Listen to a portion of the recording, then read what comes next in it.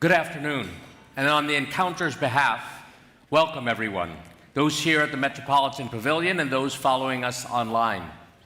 I'm Bishop Earl Fernandes of the Diocese of Columbus, and I will moderate this event. Before starting, I would like to thank the Benedictine College in Atchison, Kansas, for sponsoring this conversation. Go Ravens.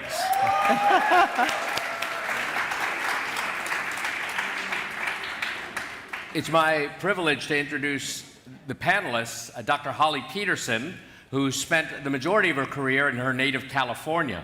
She's been a high school teacher and principal and on the educational faculty of both the University of San Francisco and the Catholic University of America. Her doctoral dissertation centered on the pedagogy of Monsignor Luigi Giussani, and she is presently the Assistant Superintendent for Catholic Schools in the Diocese of Columbus with a focus on academics. With us also is Dr. David Steiner. He is the Executive Director of the Johns Hopkins Institute for Educational Policy and Professor of Education at Johns Hopkins University. In 2020, he finished serving as a member of the Maryland State Board of Education. He also previously served as Commissioner of Education for New York State. Dr. Steiner consults regularly with the federal government, state education leaders, educational reform organizations, and universities.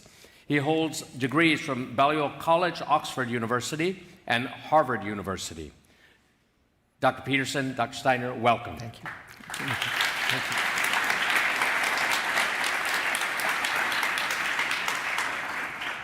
Our conversation today is entitled Awakening Curiosity, and perhaps some of you might be curious as to how this came about. I was in La Tuile this summer, and I was having coffee with Angelo Sala and Terry Landy, and I want to thank them for organizing all of the things they've organized this weekend. And they said, oh, the subject of this year's New York Encounter will be on Dante. And I said, well, you know, and the tradition. And I said, well, maybe you should do something with music. You know how much Monsignor Giussani loved music. And they said, well, we've already got that planned. And I said, well, you know, I had an Italian professor, and he would only, and during my doctoral defense, he would only speak in la lingua di Dante, he said. And I said, well, Dante's Divine Comedy is sort of like the Italian narrative. Perhaps for the English-speaking world, Tolkien would be our narrative. And they said, we've already got that planned. But then I began to tell them about a priest and a bishop in the Diocese of Columbus, Monsignor Frank Lane and Bishop Fred Campbell, one of my predecessors. Both of them hold doctorates from The Ohio State University in history. And so both of them taught at the Pontifical College Josephinum. They were teaching our future priests. Bishop Campbell was teaching church history, and a student fell asleep in his class. And he said, well, he might as well be like Rip Van Winkle. Let's just leave him here. But no one in the class, not a single seminarian, knew who Rip Van Winkle was or to what Bishop Campbell was referring. Monsignor Lane also had a doctorate in history, and he would make in Reformation history, and he would make references to things in early church history, such as the Edict of Milan. He would make references to St. Bede the Venerable's ecclesiastical history of the English people. He would talk about Luther's theses and so on. And none of the seminarians had ever heard of any of these things before.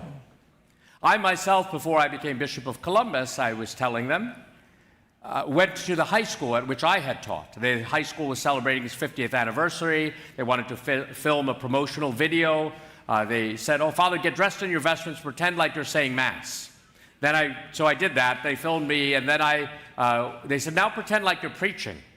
So I said, it was the best of times, it was the worst of times. It was the age of wisdom, it was the age of foolishness.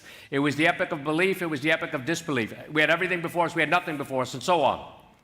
At the end of it, the students said, oh, Father, that was awesome. Did you just make that up? I said, oh, yeah, I just came up with it.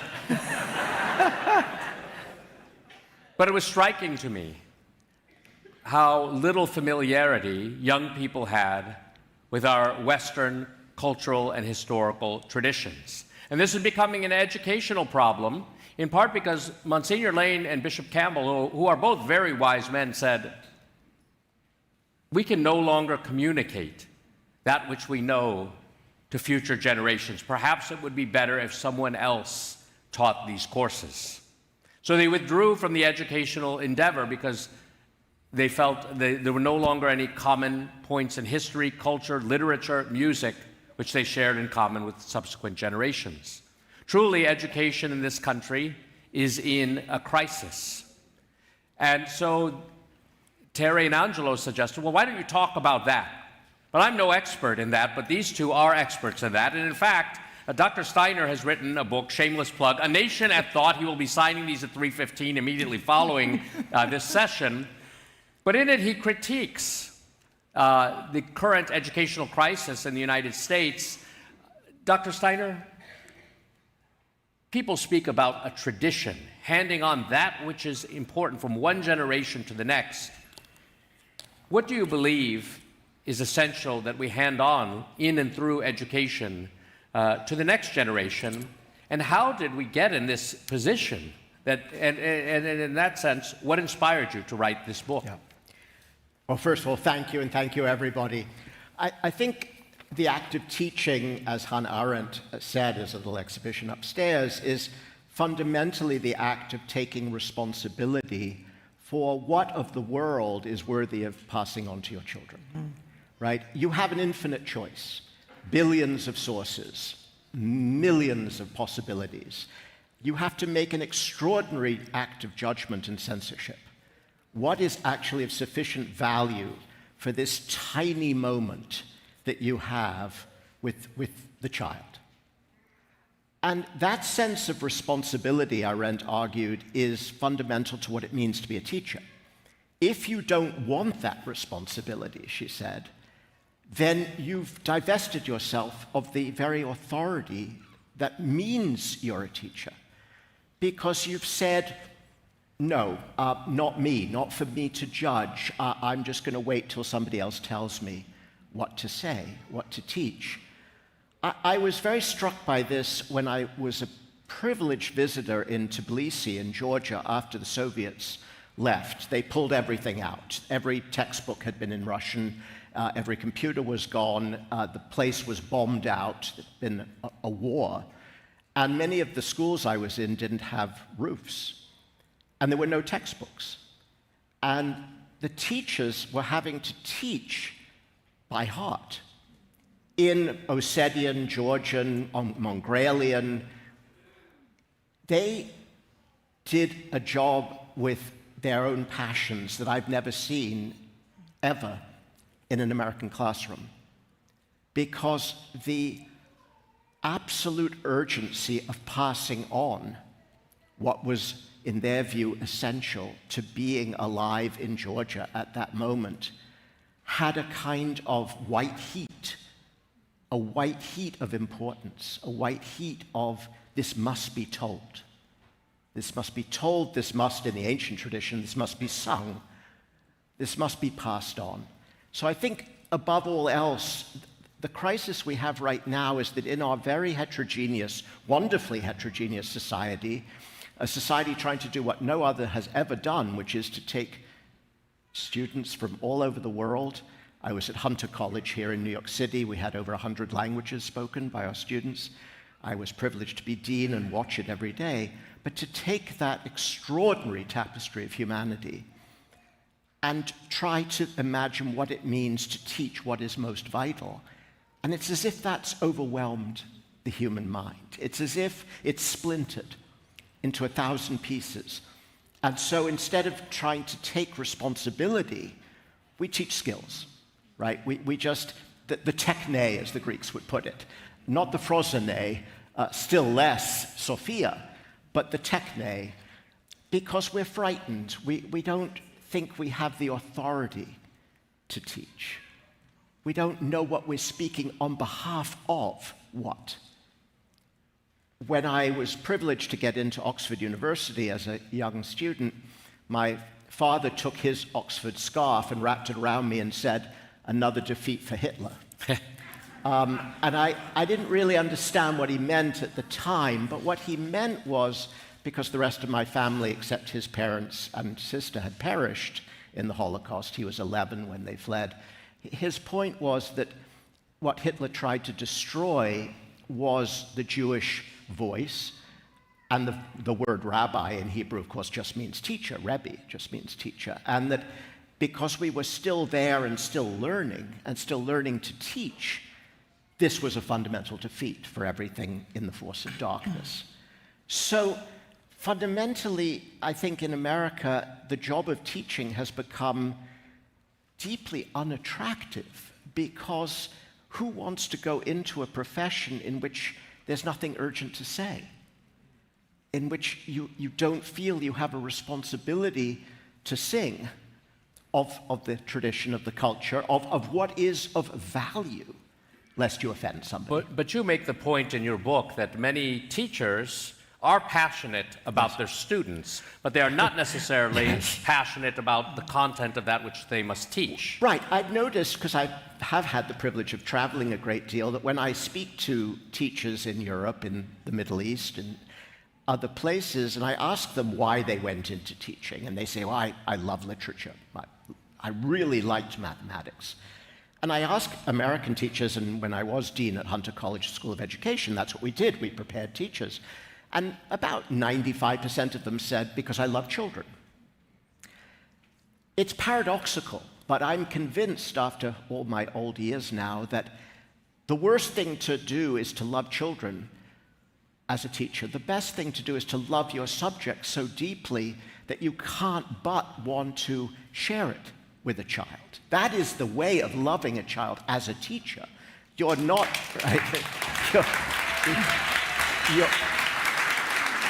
I mean, there are nurses here, I met some earlier, whose incredible spiritual task is to nurture the body and the spirit.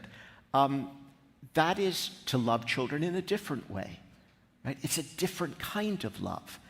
The love of a teacher is not the same thing as the love of the nanny, right? Or the person you just bring to be a caretaker. This is somebody who is passionate about what the word education means, right? Obviously from the Latin educare, to draw out, but to draw out to somewhere, not to nowhere in particular. And I'll close with this thought. Many of you have heard about critical thinking, right? The craze, we've got to teach critical thinking. And I kept thinking why that phrase annoyed me so much. And I finally said, well, all right, let's think critically for the next 30 seconds about nothing in particular. And the point, of course, of the silly message was you can't think critically about nothing. You have to be deeply engaged in a subject, in a narrative, in a passion. Then you can think critically, right? But thinking critically about nothing is my new metaphor for what's really ailing American education. We want to think critically, we want metacognitive skills, we want positive mindset, growth mindset, grit, all about nothing in particular. Right? It's like, the light around a black hole. It's not the most invigorating vision of educare. Now, Holly, Monsignor Giussani has a great vision of educare and education, and he also speaks about the tradition handing on to future generations, that which was handed on to us, as well as authority, which Dr. Steiner pointed out. Many teachers don't want to exercise really their authority. They want to be saying, you must learn this or that. And Monsignor Giussani also speaks about reflecting on one's experience. Perhaps you could touch upon these ideas about what it means to educate in these categories of tradition, authority, and experience. Yeah, that's a really good question. So just to be honest, full disclosure, there are many, many times in the last 40 years that I've asked myself, what would Father Giussani think about this? What would Giussani, And there are people in this room probably who could respond more adequately, but I think the first challenge of this question of tradition is Giussani was not afraid of the tradition that walked through his door. He had students who were very poor in their traditions. They weren't financially poor. When he taught at the Versailles High School, he taught kids who lived in downtown Milan, and they weren't in slums, right? These were privileged class, really, of kids who were going to this wonderful classical school. But he had communists, Marxists, he had, people, bunker Catholics, he had atheists, he had all kinds of students in his classroom. And we all remember the story of his student Pavese, who gave him, a challenge his very first day. He's walking up to sit at the cathedra, and Pavese raised his hand immediately and said, "You're wasting your time, basically, because we all know that faith and reason have nothing to do with one another," right? So that's the climate Giussani taught in, this kind of firing away at him, trying to debunk anything he had to say. But he understood that they came with a tradition into his classroom. And for him, the question was not to homogenize the tradition, but to help them get in touch with their own tradition, because you can't build on what you don't know, right? And so, first of all, the word he uses, he always brought us back to the Latin root of things, and tradire means what?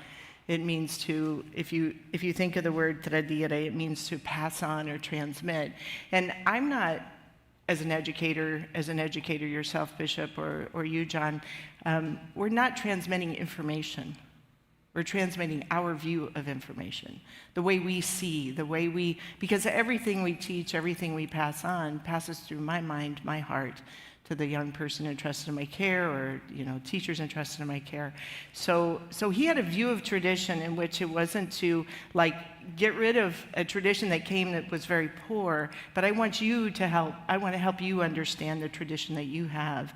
I want to but I also want to teach you a tradition you don't know.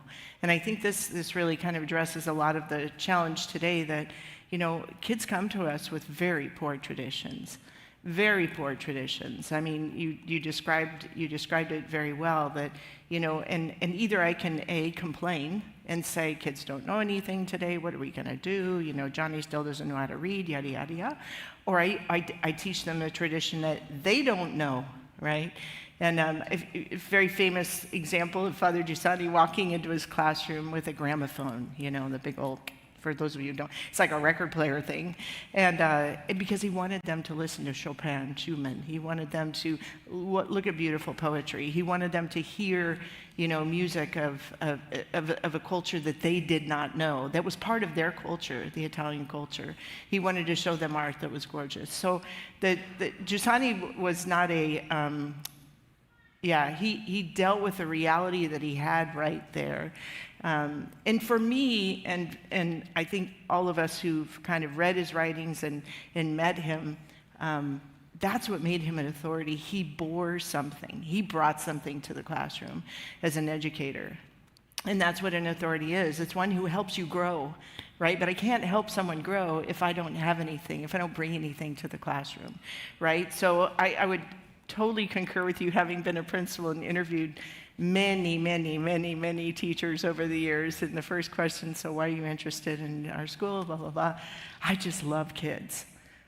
Job interview, do not ever say I love kids. My assumption is when you cross the threshold into my office that you love kids. I want to know you're passionate about math. You love math, and you want to convey that to young people, that you love history, and et cetera, down the line. So, so he understood that what made you an authority was what you bore, what you brought to the classroom. What made people learn was what you, through your role in the classroom, not your authoritarian role, but what gave you authority was that you bore something, you brought something great.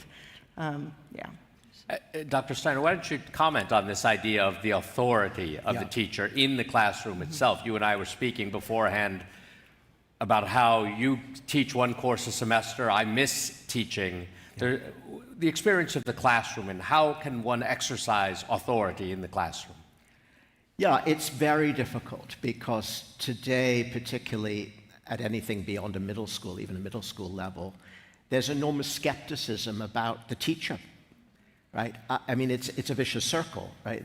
The profession doesn't respect itself, the students don't respect the teacher, and it becomes a self-fulfilling prophecy, right? There is no respect in the classroom, and it's therefore broken. Right? And more we put kids in front of a screen. It's cheaper. In some cases, it's actually better, which is a very, very low bar. Yeah. So the question becomes, what has gone so terribly wrong? And I think it started, if it started at any point, and this is a little bit arbitrary, but with the influx of Catholics into this country, the established public system decided that the way to ostracize the Catholics was to essentially disappear into a secularized public school. So the public school vision was, right, separation, church and state. But people forget that that was actually the Episcopalian Church, right, that then established this secularized space. And the secularized space, separation from faith, is almost unique in democracies. Americans don't realize this. Holland, for example, funds 36 different kinds of schools. Publicly funds 36 kinds of schools, including religious schools. I went to a Church of England school, state school, as a young man growing up in England. As a Jew, I was excused from the prayers, right? But the school was a Church of England school. Only America has tried to create an educational narrative in opposition to all forms of faith. And that experiment had cracks from the beginning. The first thing that went wrong was ethics, right? Many of you are too young to remember the movement for character education in this country, in public schools. It was a catastrophe, right? It just, no one talks about it anymore. We gave up on aesthetics, right, on the study of beauty, because, goodness, I mean, how do you teach, right? How do you look at Caravaggio and not have any sense of what faith means? Well, no. Or Rothko, for that matter. It doesn't have to be Caravaggio. So we lost ethics, we lost aesthetics. Then it became a question of, well, we better not teach the Bible, right? Because that's that over there, other side. And we got sort of thinner and thinner and thinner to the point where we were doing a kind of bad job of teaching the skills. And skills with nothing else around them die as a pedagogical mission. I mean, our reading results that came out last week on NAEP were the worst we've ever had, right? And they were the worst we've ever had for the least well-off. So we're doing worse and worse by our most needy children because we have sort of squeezed all of the beautiful juice, as it were, out of the educational enterprise. It began as a sectarian battle. And the victims over the last 150 years have been our children. You have said in your book, we no longer educate our humanity. Instead, right. We teach basic skills, and even those basic skills we don't teach very well. No, we don't. I want to ask you first, and then Holly, what does it mean to educate our humanity? Yeah. So when they were shipped off to Siberia under the Stalin regime, many, many people were facing a lifetime in the Gulag, right? And we have some of their diaries. These were not often, sometimes they would be intelligentsia, but often they were just caught up in the Stalin net. And the Russian education system, for whatever ills, and there were certainly plenty of ills, but these people, these human beings had memorized poetry, for example, Akhmatova and others. And we know from their diary accounts that what was in their minds, the furnishings of their minds, kept them sane. Many of us, this was discussed earlier today, have deep moments of loneliness, solitude. Bob Putnam's thesis, of course. We spend more time with ourselves than anyone else, any other human being. What is here that's going to keep us company? Right? My metaphor right now for our education system is the adolescent bedroom. It's a catastrophe, right? It's a living disaster of stuff all over the place. An education in humanity is an education whereby you, as a human being, want to keep the company of your thoughts. Your thoughts are worth keeping company with because in those thoughts are extraordinary stories, wonderful music, right? Doesn't have to be Western Chopin, right? It can be from your origins, right? Extraordinary music from India and many, many other cultures, art of all kinds. But when I think about our average 16-year-old, 18-year-old, 20-year-old in the United States, and I ask, what is the furnishing of the mind? That's a pretty scary question. I mean scary in the most fundamental sense, because we failed them, right? When they're alone, what's here? So, Holly, what about for you? To educate one's humanity, or to keep company with one's thoughts and nurture the heart? No, I love that, what you said. I mean, Giussani says there's a certain phrase in The Risk of Education where he says to grasp like the meaning of education is really a sign of genius, but to pass it on to someone else is a sign of great charity. Right, so this is our task. It's really, I've grasped something.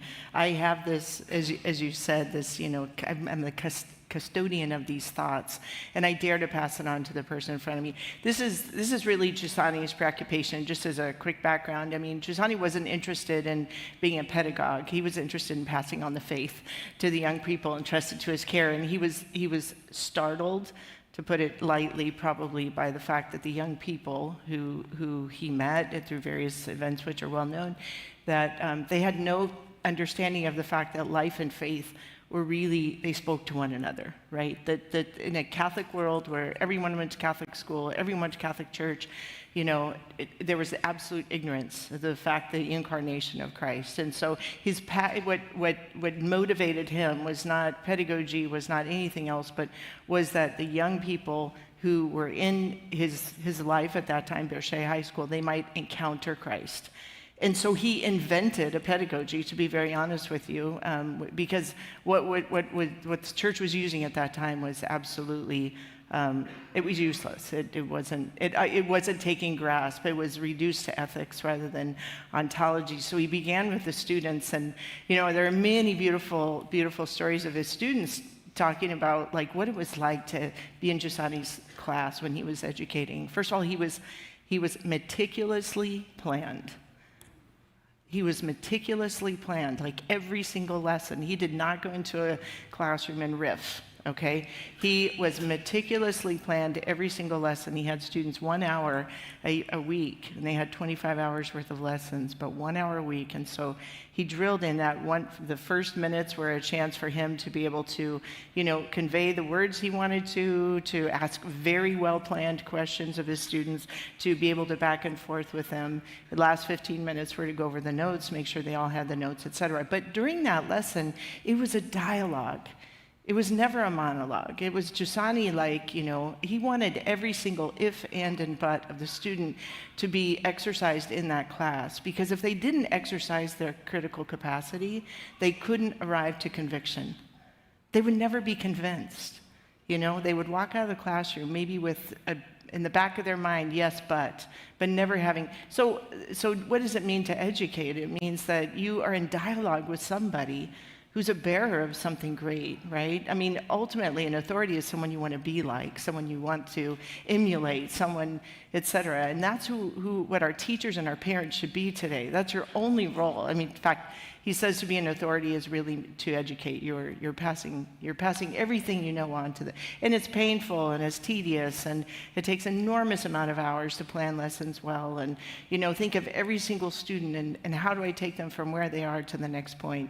But Giussani invested that time, and you had mentioned, Dr. Steiner, that challenge in education today, finding teachers who are willing to invest themselves in that process. And I think that where I started, that charity is a huge sign of those who educate. And it's not just teachers, it's you who are parents who don't usurp the authority that you have by putting your child in front of a device or by letting your child decide, right? That's really the end. That's a disaster. But that you take the responsibility of bringing your child into this world, and you pass on, as you said, the best things that you have in front of you. In his case, he was theology. But yeah, I think that. So let me ask a wider question. What is the responsibility of the parents? As Catholics, we say, okay, parents are the primary educators of their children in the way of faith. We speak of priests being, priest, prophet, and king, but also in their prophetic role, they have to teach, or they also have to teach, sanctify, and govern. The priest is also an educator of type. Husbands and wives have to teach one another, but also then teach their children. And we just heard, Dr. Putnam say, he had this conversation with the Pope about our social responsibility. Could both of you maybe speak to the vocation or the responsibility of the educator? Yeah. It's very hard. I mean, I look at parents struggling every day with social media, with constraints, with where do you draw the line, with do you put a wall up between your child and the world? That seems wrong. Jean-Jacques Rousseau, the great philosopher, wrote a book called Emile about education, which he said that the most important authority, which was essential to being an educator, was the most invisible. So that somehow the child's education was that where the constraints couldn't be seen, but they could be felt. And how to be a parent that creates invisible walls of bronze, is what he called them. Boy, it's gotten difficult, right? And I think, again, you can only lead by example. It's no use preaching discipline if the child sees you as undisciplined. Mm-hmm. It's no use preaching, learning about narratives and stories if you don't speak stories to your child. I think the most powerful teaching is the example. It's not by rules. It's not by, mandates. It's not by sort of scolding. It's by living the life that you want to be in front of your child. And that takes courage. The theme of this year's encounter is Here Begins New Life. Yeah. Holly, how can parents, teachers, educators, priests lead young people, but others also, because we're lifelong learners, into this new life? Yeah. First of all, as I said earlier, this is all Giussani, but an educator bears something. You bring something to the classroom, okay? You bring something into your home, etc. And that's your responsibility, your primary responsibility as parents. And not because you're Catholic parents, because you're parents. It's a Catholic teaching, but it's true of every parent on planet Earth, right? That you are the primary educators and you choose schools according to someone who can partner with you in that responsibility, right? So yesterday I had a beautiful conversation with a group of parents in Boston who are struggling over what kind of school to send their children to, et cetera. And this is it. It's messy. It is incredibly messy. There's no magic bullet here. But I think the primary responsibility can be lived in communion. And I think today, at least in education, the educational world, we don't live a world of loneliness, as I loved the last talk by Dr. Pullman as well. But we have an isolation problem. Our teachers are isolated from each other. Administrators are isolated from their students, and more than anything, our parents are isolated from each other. Yeah. And if our parents don't join together to do that work of discernment, that's a challenge. And I was so ingratiated to be with them yesterday and kind of watch in action these parents who are very mindful, highly educated themselves, determined together. And they didn't come up with an answer, but to begin to chip away at the question of what's the best place to send our child, public, private, what kind of private, what kind of public, et cetera, the charter schools, et cetera. But that's the role of the educator, whether you're a priest or a parent, it's doing communion. But I see in schools, just walking down the hall, the teacher has the door shut, and what happens in that room is the magic. That's the secret sauce right there. And yet, if the teacher is left in isolation, it really leaves them to their own, whatever their own information, their own ideologies, even, et cetera. So One of the things that I encouraged when I was a principal is that we had learning groups, professional learning communities, and we had those regularly. And it wasn't like to talk about, who's going to do recess duty or whatever. They weren't business meetings. They were professional learning communities, meaning you're working on something to hone your craft, right? So whether it be, for example, our middle school teachers really wanted to learn how to ask good questions, right? So they read, they studied, they shared what they understood, they observed each other in the process of asking questions, they made comments, constructive criticism. So that, for me, is kind of the ideal of living this responsibility as a parent, sharing with other families the great questions of education. Even like, what time do you put your kids to bed? I mean, when do you start potty training? All those things. And in talking with nurse friends of mine and doctor friends of mine, people are so isolated from each other today that they don't know how to take care of their babies. And so they call 911, what they call the emergency line, constantly to ask like breastfeeding questions or whatever the case might be. So I think that the question is like, how do we live a communal life that will help guide us in the impossible task of parenting, and how do we build communal life in our schools for our teachers to really work together, not be together. Yeah. Because teachers love being together, they're very social, right? They love kids, we all know that. But really to work together, like you've got to have a great administrator who's going to create an environment where teachers can really feel themselves learning. And I tell you, the last thing I'll say is that there's kind of a culture, which is a hangover from COVID, that we can't ask any more of our teachers. We can't push too much, we can't put too much on our teachers, because to be honest, principals are afraid of losing their teachers. And districts are afraid of losing their principals because the monumental task that they have in front of them. But that doesn't make teachers happy. Yeah, I think there is a lot of fear. I Yeah. mean, I think first of all, we are afraid of telling the truth, which is pretty fundamental. So you mentioned a graphic I have in my book where I look at the GPA, the grade point average, right? What grades do we give our high school kids in the United States? And the grade point average in the last 25 years, it looks like a ski slope, right? It's going up. This is great news, right? Our kids are learning more and more. And they're certainly graduating from high school at higher and higher rates. So this is terrific. And then you look at the academic achievement, and it's dead flat, right? From 1992 to yesterday, it's, right, ice ring flat. So every year, the fiction gap, which is putting it kindly, right, is growing. We don't want to know the bad news anymore. And there's an enormous reaction against testing, right? Testing is not something very mysterious.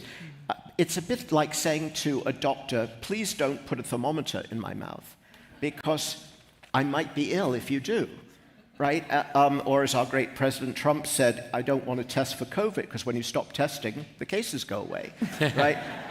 That's actually the most profound thing he's ever said, right?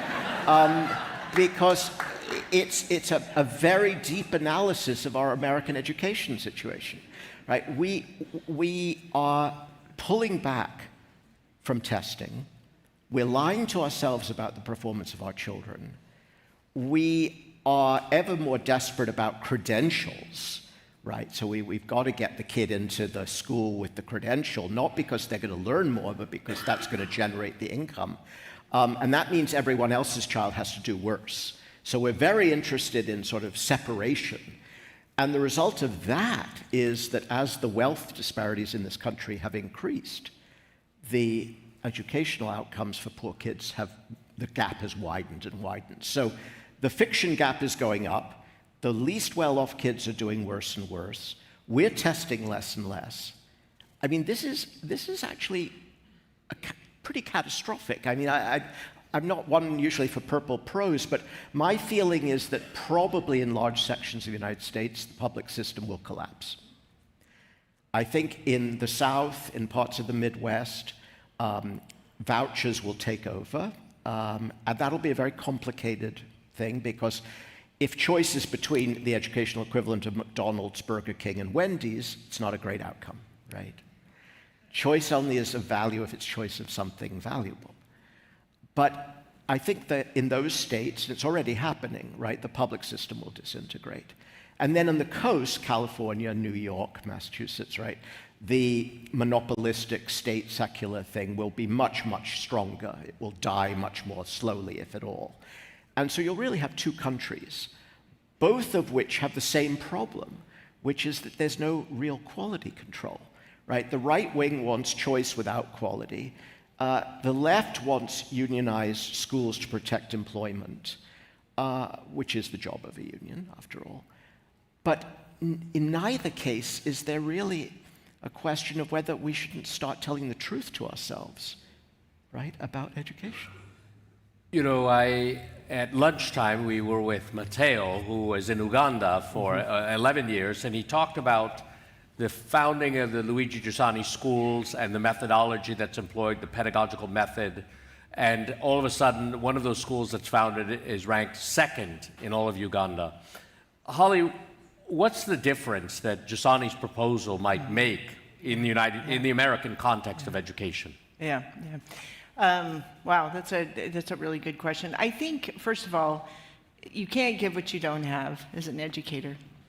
You know, we can't expect our teachers to be doing things in classrooms that they've never been taught. So I think one of the first challenges, and again, we have to begin now. You can begin now with what we have. Building on the tradition that our teachers have, is we need schools of education that are really that educate in a methodology that Giussani teaches. And that's exactly what we saw, what Matteo shared in Uganda. There are multiple schools now, 3 schools, the best schools in Uganda, are schools that follow, they're schools of Father Giussani, basically. Not only do they have the name Father Giussani School, but they're also schools that follow his tradition. The fact that, you, first of all, as the educator in the classroom, the authority in the classroom, you bear something to the young people entrusted to your care. You hone your skills in math, you hone your skills together in reading, whatever the case might be, and you exercise that authority in the classroom by helping the young person verify what you're teaching them, etc. So it was just a spot on, it sounds like, playbook of Giussani's book, The Risk of Education, is a playbook that they've instilled in this school. What does it require of our teachers, of our educators, of our parents? It really requires teamwork. It requires, parents, supporting our teachers. Right now, the pay for teachers is horrendous. I mean, as you said, you can get a job at McDonald's or you can get a job teaching. You get the same benefits even today, which is like fabulous, right? So why put all the energy and effort into educating? College campuses, the lowest 50th percentile are where our teachers come from. So we're not getting our brightest and our best in our schools. Why not? Because of the prestige that teaching has, et cetera. So it's a responsibility of the parents really to pay our teachers a decent salary. I mean, we have an educator right now who has to leave our schools because we don't cover autism with our insurance plan, right? So how can we mitigate these challenges that our teachers deal with? But also to create schools where our teachers are learning how to hone their skills and their crafts from where they are, because some of our teachers are very young. They're walking out of very poor programs of education. So, why not offer free education programs to journey with them? That's what we're trying to do in the Diocese of Columbus now, offering free education for our teachers on just everything from classroom management to you name it. We extending learning in the classroom. Asking good questions was a course that we offered last week. So offering coursework to our teachers, first of all, so that but also encouraging them to work together. They cannot work alone. And as a school leader, our responsibility is to create communities of learners. We can't assume that they're just going to do that organically, because as Sherry Turkle was sharing with us, we all know the challenge right now of technology and the isolation that's caused with technology. But we need to discern also the use of technology in class. And this is just one last thing. I was very moved by Christine Rosen yesterday and her comment on being very Amish in our discernment of using technology. And, she got a little giggle out of people, but what does that mean? That we have to use reason to say, if I bring this piece of technology to teach math into the classroom, what do I lose? Because you're going to lose something, right? You lose FaceTime with your students, right? If I bring a phone into my child's bedroom, if I give my permission for my child, that child's not going to lose sleep. I promise you he or she will lose sleep. It's just our nature, right? So we have to discern well the use of technology, the use of our literature, the choice of books, et cetera. And it doesn't matter if we make a mistake, but we're learning together and continually growing. You're never done in education. You're never like, I've mastered the skill now or the craft. At least you have a faith. Yes. I mean, when we're trying to teach English language arts in a public school in the United States, the standards, the Common Core standards, which have been renamed but are still the standards in New York and everywhere else, ask that you be able to find the main idea. Now, you read that at 5th grade, 6th grade, 7th grade, 8th grade, 9th grade, 10th. It's the same skill. Find the main idea. The only thing that's changed is how many syllables the words have.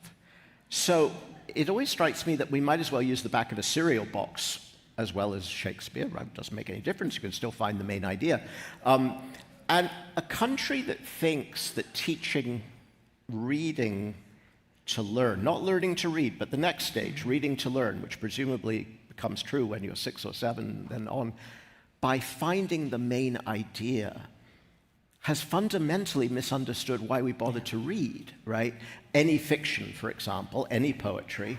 I mean, the problem is sort of endemic at this point. So you said the problem is endemic. Yeah. The educational system has failed our children. Yeah. Holly has talked about the lack of pay for teachers. Yeah. It appears that the task is monumental. Actually, this whole weekend, we've spoken about how people are not having children, how only 1 of 3 young adults will be married, how people are living in perpetual isolation, how they are becoming increasingly self-interested instead of concerned about the common good.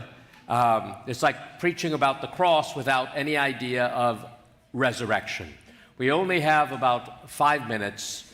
No, that's plenty. But I want to ask. That's plenty. Right, surely, Preach it, brother. surely we must be able to offer No. all of these people some hope, some light. Why? What is Why? What? Are you a creature of the Enlightenment? No, I mean, I'm being quite serious. When I came home one day a few years ago before my father died, and I was full of bitter complaints about America, and I talked about the humanities, right? The fact that almost nobody in university is majoring in the humanities anymore. And I said, this is catastrophic. He said, David, why are you so greedy? The humanities have had 23 good centuries, right? Get over it. I mean, why do you think, if I may be very non-facetious for a moment, does, in your faith, in mine, are we owed a good answer to your question? Is it not possible that this culture has actually fundamentally collapsed? The answers in the Dark Ages, as you know, were monastic, right? There were monks who kept the candle, both physically and metaphorically, alight, who spent their life transcribing one manuscript, while around them there was darkness, and it took 600 years before the light began to spread once again. I'm not Jeremiah or I hope I'm dead wrong, but I do think it's a plausible thesis that the Enlightenment project, as fused by St. Thomas and St. Augustine and others with the Christian Platonist tradition, has, for lots of reasons has nothing to do with them, has run out of steam. That there is a fundamental breakdown of the vision of education in American culture. And I don't think that there's any trite solution except do what you can do in your own family as best you can. Holly? Yeah, I mean, I guess maybe I'm a little more optimistic here. Yeah, I mean, we look at the situation in which we are. It's drastic. I would use that term. I mean, it's definitely, I don't know if I'd say tragic, but it's definitely drastic. So I would say the monastic idea that you mentioned is really what our schools are. They are, but they're not bunkers. They are not places we escape to because we're afraid of the world. They're a place where we judge the world, we live the world, etc. Yeah. And our small schools, which Catholic schools tend to be smaller schools, where we're able to move on a dime, we're able to move things around, don't have heavy bureaucracy. We're able to move, in a sense, our schools in the direction more easily, so to speak, than these big monolithic, districts that you see. But it really takes a person with a vision, and the vision is formed first and foremost, obviously, by faith. But I'm not a catechist in my school. I'm an educator. But because I'm a Christian, I want my students to receive the best, right? The best academics, the best reading, etc. You can only start with you. I mean, the greatest poet, arguably, in the English language of the 20th century, Ezra Pound, who had his moments of tragedy and neurosis. One of his very last cantos, he says, "A blown husk that is finished," speaking of himself, "a blown husk that is finished, but the light sings eternal. A pale flare over marshes where the salt hay whispers to tide's change." Now that single phrase, that the light sings eternal, I think what he was saying is, for us it may be finished. For him it was certainly finished. He was in an insane asylum towards the end of his life. But the light is still there. The light springs eternal, and the candle will one day be relit, not just in your small schools, but in other places. We have to hope for that. Amen.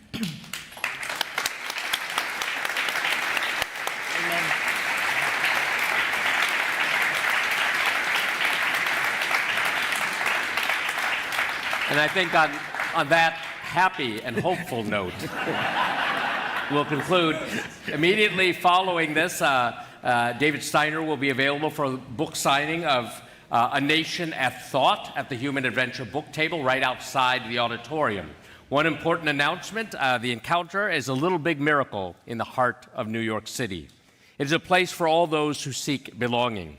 We invite you to give generously at our donation table outside the auditorium or in a couple of clicks at newyorkencounter.org/donate. Your donations are tax deductible. Please join me again in thanking our speakers and Benedictine College for its generous sponsorship.